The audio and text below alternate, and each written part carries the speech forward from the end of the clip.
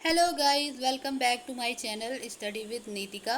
तो आज हम बात करने जा रहे हैं अपने और एमसीक्यूज़ की। ये भी एनसीईआरटी की बुक से ही लिए गए हैं। पहला क्वेश्चन जो हमने कल आपको होमवर्क में दिया था, तो वही क्वेश्चन रहेगा। Formula of bleaching powder. वो ब्लीचिंग पाउडर का फार्मूला क्या होता है? इसका ऑप्शन हो जाएगा ए CaOCl2। सेकेंड है, which type of colloid is smoke. Smoke किस तरीके का कॉलॉइड है? तो कॉलॉइड में हमें पता है एक डिस्पर्स्ड मीडियम होता है, एक डिस्पर्जन मीडियम होता है। ओके, डिस्पर्स्ड फेज होता है। ओके, तो स्मोक के अंदर सॉलिड डिस्पर्स फेज होता है और गैस डिस्पर्जन मीडियम होता है। तो इसका आंसर हो जाएगा बी, सॉलिड और gas. Two liquids which form emulsion are. जो दो लिक्विड होते हैं जो इमल्सन बनाते हैं, इमल्सन को हिंदी में कहते हैं पायस, जो बनाते हैं उसे क्या कहते हैं, मतलब वो कैसे होते हैं? तो ए है मिसिबल टू ईच अदर, यानी कि एक दूसरे में मिक्स हो जाने वाले होते हैं। बी होता है नॉन मिसिबल या इमिसिबल। सी है दोनों हो सकते हैं। डी कोई नहीं हो सकता। तो इसका है बी कि ये इमिसिबल होने चाहिए, तभी जा कर के इमल्सन बनता है। ओके। फोर्थ है continuous zigzag movement of particles of solution is known as. ये तो सभी को पता है। सॉल्यूशन के अंदर जो पार्टिकल्स होते हैं वो कंटिन्यूसली मूव कर रहे होते हैं, उनके अंदर एक गति पाई जाती है, उसे कहते हैं option number A Brownian movement. Fifth है law of conservation of mass was given by. जो कंजर्वेशन ऑफ मास का लॉ है वो किसने दिया है? तो इसका आंसर हो जाएगा answer number D, Antoine Lavoisier. Okay. Six वाला है, एक स्टेटमेंट दिया है, mass of any element in any compound is fixed always in every condition is statement of. किसका स्टेटमेंट है? ये हो जाएगा B, law of constant proportion.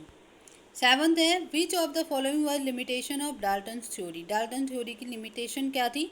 तो ये एक इम्पॉर्टेंट है, तो इसको हम थोड़ा समझ लेते हैं। ए, एटम आर इंडिविजुअल पार्टिकल। तो एटम एक इंडिविजुअल पार्टिकल है, इंडिविजिबल पार्टिकल। इसका मतलब होता है कि परमाणु से छोटा और कुछ भी नहीं है। ये डाल्टन थ्योरी की लिमिटेशन नहीं बल्कि पोस्टुलेट थी। ठीक है, ये डाल्टन थ्योरी ने, भले बाद में वो लिमिटेशन साबित हुई, लेकिन ये पोस्टुलेट के अंदर आता है कि ये डाल्टन थ्योरी ने कहा था, डाल्टन ने अपनी थ्योरी में कहा कि एटम इंडिविजिबल है। ओके। बी है वो atom of given element are, जो भी एलिमेंट दे रखा है उसके जो एटम्स हैं वो आइडेंटिकल होते हैं, सेम होते हैं, उनका मास भी सेम होता है और केमिकल प्रॉपर्टीज़ भी सेम होती है। तो ये भी उसका पोस्टुलेट था, जो बाद में जा कर के जो है लिमिटेशन साबित होती है। तो ये भी पोस्टुलेट ही है। Atom of same element are not identical, yes ये लिमिटेशन है। ओके, मतलब जो ऊपर हमने बी में दे रखा है उसी का नीचे लिमिटेशन में हमने दे रखा है कि एटम जो हैं सेम एलिमेंट के आइडेंटिकल नहीं होते हैं। ठीक है, उनके डिफरेंट मास हो सकते हैं, जैसे आइसोटोप होते हैं।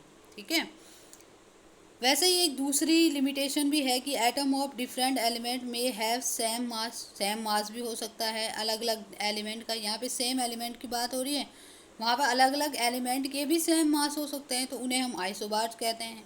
ओके, ये बाद में आया, इसलिए इसका आंसर हो जाएगा सी। ओके। एट्थ वाला आपके लिए होमवर्क है कि 1 नैनोमीटर कितने इज इक्वल टू कितने मीटर होता है। ठीक है, 1 नैनोमीटर में कितने मीटर होते हैं ये आपको बताना है। तो आई होप आप लोगों को ये कुछ क्वेश्चन हेल्प करेंगे। Thank you.